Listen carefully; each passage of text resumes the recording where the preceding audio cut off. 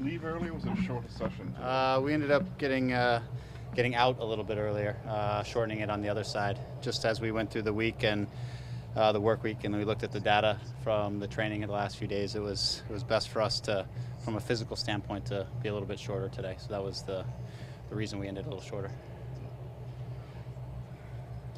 Portland Timbers, what I guess they present some problems up front that maybe Chivas didn't. Can you just talk a little bit about what they bring in the midfield and maybe with Addy up front? Yeah, I think they're a very good attacking team. I think they have a lot of options in attack. From Addy, who's a big, strong guy who can pin back center backs. He can also look to run in behind you. He creates some matchup issues, and we just need to communicate through that. For me, the key really is Valeri and knowing where he is at all times. A lot of their previous goals, I think it's something like 16 of the last 24 goals or 19 of the last 24 goals have come through him in some way, shape, or form. And so we need to know where he is. So we need to be communicating between our central midfielders and our center backs on kind of where he's located at all times. And then there's always Nagby, who maybe by points hasn't looked like he's had a great season, but he's a dangerous player and can get in the pockets and create some things. And obviously there's other guys with Wallace and their outside backs like to get very high and get into serving spots. And then you have the deep lying midfielders who will join in as needed or as they see necessary. So I think they have a lot of options in attack. So for us is just to be able to stay compact and manage through our switches and communicate. We have an idea of how we want to defend them collectively, which is always important. And then we need to attack them and force them to have to defend. At the same time, they're dangerous in attack. They've given up a lot of goals this year, and so I think it's important with all good attacking teams that you force them to defend, and we'll see what they do with us. Does it have to be I presume, a group approach to defending Valeri? Putting one person on him is that an option?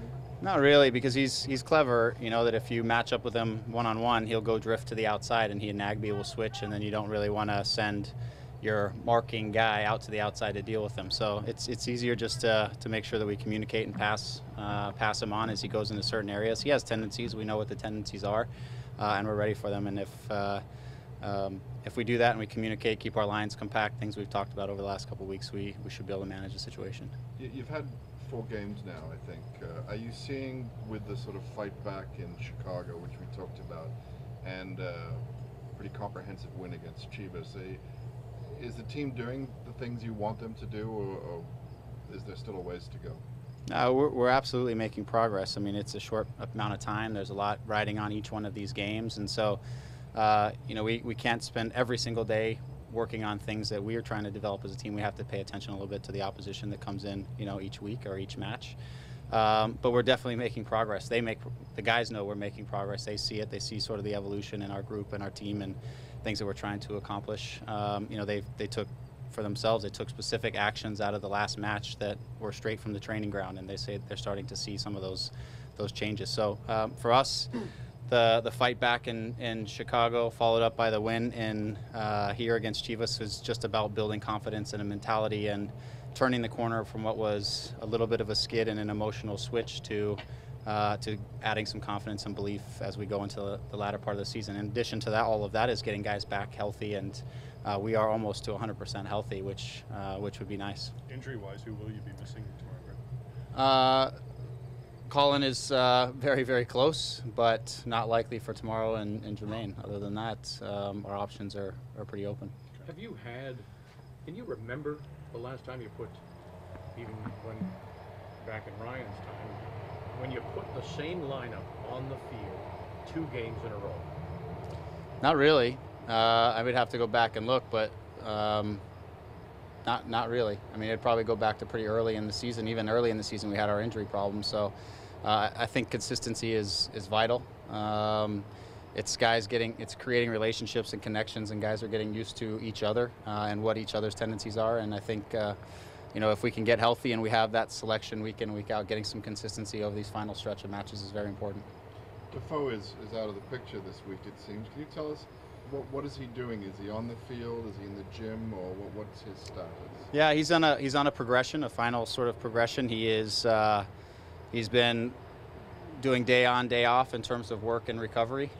His work days have been pretty heavy in terms of change of direction, sprinting, starting to do real soccer movements, and starting to get some touches on the ball. So for us is to progress him through the weekend and hope that and our intention is they'll be back into full training by next week. Is it possible that LA might be too soon?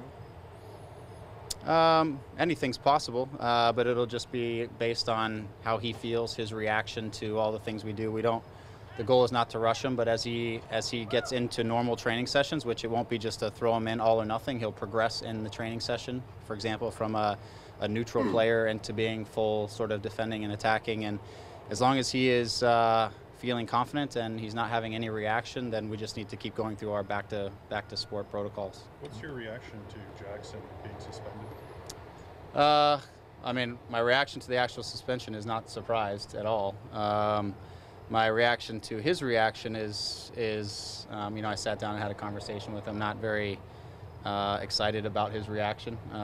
It was sort of in a time in the game where our emotions should really be in check because we were up, and he's very aware of that. And it was really sort of a personal conflict, and we don't really have time for personal conflict in a moment where we're pushing for playoff spots and all that kind of stuff, because we'd love to have him on the field. I thought he was playing fantastic. I thought he was really having his way and creating a lot of problems. And so to now have to wait a couple more matches to get him back, or even just to get him back in the mix is just unnecessary, and he's very aware of that and apologized as well to myself. Do you think the message got through though? Because this is the second time this season that he's been suspended for kind of a petulant sort of act like this. Tough to say, because if it happens again, then I'll say no, the message didn't get through, right? But I think with all very talented players, they have a little bit of an edge in there, and you don't want to shut it off completely. But at the same time, he's got to make better decisions.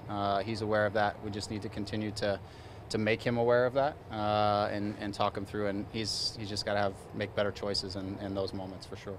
And now with the season winding down and trying to keep the team focused, I heard that you guys are going to be staying in a hotel. Is that something you guys are going to be doing for the rest of the season? No, it's just because the game's at 1 o'clock tomorrow. It's an early match, so in order for us to make it easy for them, we'll organize the meal tonight together, and then they'll just have something prepared for them in the morning. It just keeps guys from having to figure out what they're going to do at 9 a.m. And then get to the stadium and all that. So it was something that actually the guys were in favor of. It was a little bit of polling them and what they thought would be a good preparation, and if it was going to be helpful for them, then that would be great. If they felt like it was going to be a burden for them, then we wouldn't have done it. Either internally or sort of vocally with the players, have you set sort of like a target in terms of we need X amount of points, we need X amount of victories over this 6-game stretch to get into the playoffs? No, it's interesting. I really haven't. Again, I've approached it as we want to get 3 points this weekend. And if we continue to get 3 points, 1 game at a time, then we will be where we want to be. And we honestly, maybe it's neglect, but in the locker room or any of our team meetings, we have not once really talked about the playoffs. For us, our next match is against Portland. This is what we need to do. This is who we are. This is our identity, and this is how we need to deal with them a little bit. And let's go get 3 points. At the end of that 3 points, we'll talk about the next match. And if we keep accumulating those, then we'll be where we need to be, and that will be a part of the discussion. But I think for me, it's putting added pressure of this playoff run. They already know it's there. I don't need to keep talking about it, and I don't need to put the spotlight on it. We already know it's there. The spotlight for me is on this weekend and our performance this weekend. Was the idea of staying in a hotel staff-driven or from a certain player in the locker room? Yeah, it was actually brought up initially by a small group of players in the locker room that thought it might be an interesting idea. It's not uncommon. It's been done in the past. I don't know if specifically with our group, but when I played overseas, we always, and whether it was a home match, we went into a hotel the night before, and the group was just together, and everything was made easy for the players. So it's not uncommon, but it was an idea brought up by a small group of players, and I thought, interesting idea. I don't like normally to take guys out of their routines around home and around the home field. But if they all collectively think it's a valuable thing and their mindset's going to be right because of it, then by all means, I think it could be useful. Have you crossed paths with Caleb Porter? Do you know him at all? Or? I do. I know Caleb. Yeah, I've talked to him. I haven't ever really worked with him, but I've crossed paths with him through, combines and various sort of soccer things. It's a small world at the end of the day, and just sat down and had conversations with him about the game. I've had conversations with him when he took the job at Portland back at the beginning of last year, and sort of what his plan was and how he attacked his first year and when he was putting his team together and all that stuff. And he's a thoughtful guy, and he has I think a clear vision for how he wants his team to play. I think we see that week in and week out, and so it'll be interesting. I think I think he's done a great job there. He's really turned that franchise in, and they believe that they can win, and they can believe that they should be in the playoffs, and I think he's done a great job. Do you think an early game's going to be difficult on them? I mean, I think it's something. I hope so. 10 a.m. out west, right? I hope they're still half asleep. That would be great. No, I think it's challenging. I mean, my expectation is that he didn't play any of his starters in the match on Tuesday because it was a completely different team than they played on the weekend before. But nevertheless, to get on a flight to come over here is always a little bit taxing, and then have to get up at an odd hour for them and get themselves prepared mentally and physically for a game is always a little bit of a challenge. My sense is that what's riding on the game for them as well is going to balance that out a little bit, and they'll be ready to play. But if they have a little early morning hangover, we'll take it. You guys haven't had many early starts yourself, though, have there? Have there been many 1 o'clock? No, not really. Not really. I mean, it's in talking to the guys, though, they're looking forward to an early start. They prefer that than waiting the whole day to get to the night game. So let's get, they're about let's get it on as early as possible and get going. We're used to the morning training sessions anyways, so it's not totally out of rhythm in the day, in the week. You guys staying close to the stadium, staying outside the city? Yeah, we're staying in the best hotel we could possibly find, I guess. No, we're down somewhere in the city area in a place I've never even been there before, to be honest. But nice place in the city, pretty close to the stadium, because I hear the Gardener's going to be closed and it could be a little bit hectic getting to the stadium. So we're trying to make it simple.